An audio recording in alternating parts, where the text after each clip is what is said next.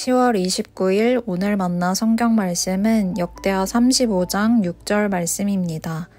당신들은 유월절 어린 양과 염소를 잡아야 합니다. 그리고 당신들은 스스로를 정결하게 하십시오. 그리고 동족을 위하여서도 준비하십시오. 이 모든 일은 주님께서 모세를 시켜서 말씀하신 그대로 해야 합니다. 아멘. 오늘 만나러 만나주시는 하나님을 기대합니다. 여러분, 우리가 해외여행을 갈 때 가장 중요한 것이 무엇일까요? 바로 여권 아닐까요? 여권은 내가 어느 나라 사람인지 나의 정체성을 보여주는 증명서이기 때문입니다. 여권이 없으면 국적을 증명할 수 없고 아무리 좋은 항공권을 가지고 있어도 입국조차 할 수 없습니다. 결국 여권은 내가 누구인지, 내가 어디에 속한 사람인지를 드러내는 것입니다. 이스라엘 백성들에게도 유월절은 여권과 같은 날이었습니다. 우리는 더 이상 애굽의 노예가 아니라 하나님의 백성이다. 그들의 정체성을 확인하는 날이 바로 유월절이었기 때문입니다. 오늘 본문은 요시야 왕이 율법책을 발견한 후 온 백성과 함께 유월절을 지키는 장면을 기록하고 있습니다. 이스라엘 백성이 애굽에서 노예로 살던 시절, 10번째 재앙을 앞두고 하나님께서 주신 말씀을 믿고 어린 양의 피를 바른 그날이 바로 첫 번째 유월절이었습니다. 그 날 이후 그들은 더 이상 노예가 아니라 하나님의 백성, 자유인이 되었습니다. 그래서 유월절은 이스라엘의 정체성을 기억하는 날이었습니다. 이런 유월절을 앞두고 요시야는 제사장과 레위인들에게 준비하라고 명령했습니다. 이 말은 단순히 제사 순서를 맞추거나 재물을 챙기라는 말이 아니었습니다. 그 준비는 하나님의 백성으로서의 마음과 태도를 바로 세우라는 명령이었습니다. 이스라엘은 유월절을 지키면서 늘 자신의 정체성을 확인했습니다.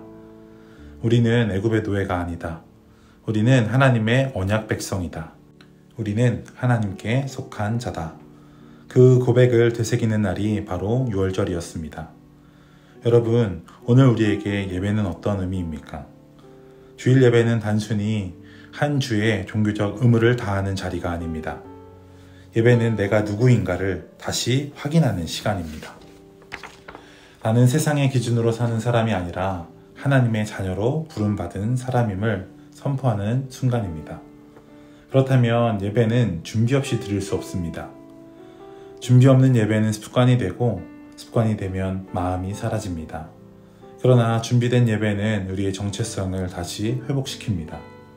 그렇다면 우리는 어떻게 일주일 동안 예배를 준비해야 할까요?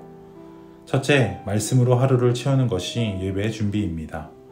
성경 말씀을 묵상할 때 우리의 생각이 정리되고 하나님의 시선으로 세상을 바라보게 됩니다. 말씀으로 마음을 준비한 사람은 주일 예배의 자리에서도 더 깊은 하나님의 음성을 들을 수 있습니다. 둘째, 기도로 하나님께 나아가는 것이 예배 준비입니다. 짧은 기도라도 하루의 시작과 끝에 하나님을 찾을 때 우리의 마음은 하나님을 향해 깨어있게 됩니다. 기도는 예배의 전주곡입니다. 기도로 일주일을 살아간다면 주일의 예배는 이미 그 삶 속에서 자연스럽게 이어진 열매가 될 것입니다.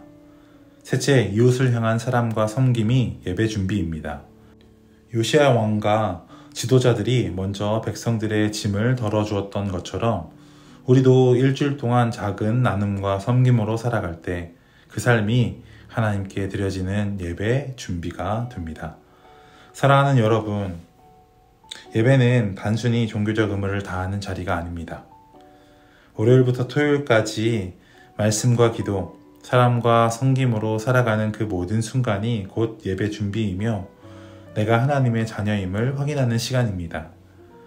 이렇게 준비된 예배는 주일 아침의 의무가 아니라 하나님의 자녀로서 정체성을 확인하고 회복하는 거룩한 시간이 될 줄 믿습니다.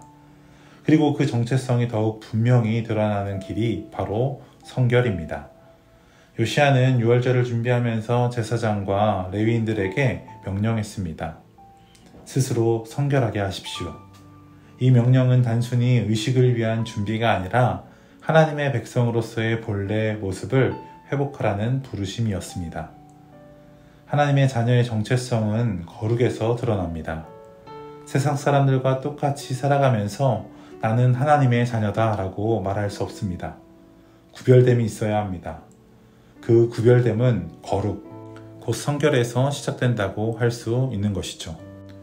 한 주간을 살다 보면 우리의 마음은 세상의 먼지와 때로 더러움에 쉽게 물듭니다. 말 한마디로 누군가를 아프게 하기도 하고 작은 유혹 앞에 무너질 때도 있습니다. 그러나 중요한 것은 그 상태에 머물지 않는 것입니다. 성결은 완벽함이 아니라 하나님 앞에 다시 서는 태도이기 때문입니다. 예배를 드리기 전 우리는 스스로의 삶을 돌아봐야 합니다. 나는 하나님 앞에 죄송한 것은 없는가? 내 마음을 흐리게 한 것은 무엇인가? 그리고 회개할 때 하나님은 우리의 마음을 깨끗하게 하시고 다시 하나님의 자녀로서의 정체성을 확인시켜 주십니다. 여러분, 성결은 우리의 힘으로만 이룰 수 있는 것이 아닙니다. 그러나 결단은 우리의 몫입니다. 하나님은 스스로 성결하게 하려는 우리의 순종 위에 성령의 능력을 부어주십니다.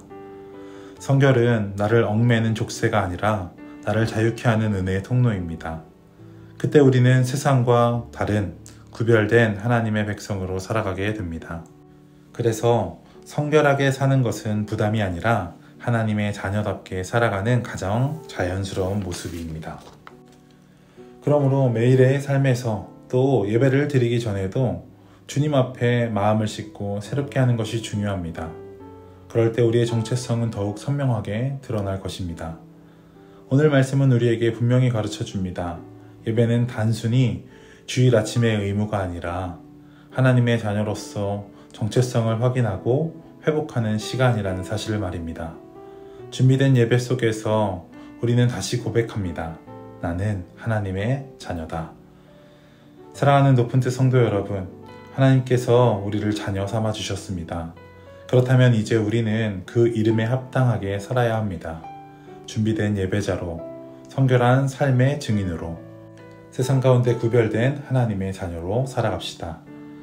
오늘 하루도 말씀으로 나를 세우고 하루를 마칠 때 기도로 하나님께 나아가며 작은 섬김으로 이웃을 사랑합시다. 그것이 바로 하나님의 자녀로 살아가는 준비입니다. 기도하겠습니다. 사랑과 은혜의 하나님, 부족하고 연약한 저희들을 하나님의 자녀로 불러주시고 또 하나님의 자녀로 살게 하시니 감사합니다. 우리가 하나님께서 허락해 주신 이 자녀의 정체성을 가지고 믿음으로 하나님께 반응하며 살아가는 하루 되게 하여 주옵소서. 감사드리며 이 모든 것 예수 그리스도의 이름으로 기도하옵나이다. 아멘. 이제 두 가지 기도 제목으로 함께 기도합시다. 첫 번째로는 오늘 주신 말씀을 기억하며 함께 기도합시다. 우리가 하나님의 자녀로 준비된 예배와 성결한 삶으로 살아가게 하옵소서. 두 번째로는 다음 세대를 위해서 함께 기도합시다. 우리 다음 세대가 세상의 기준이 아니라 하나님의 자녀라는 정체성을 붙들고 믿음의 삶 살아가게 하옵소서. 이 기도 제목으로 기도하신 이후에 개인 기도 하시겠습니다.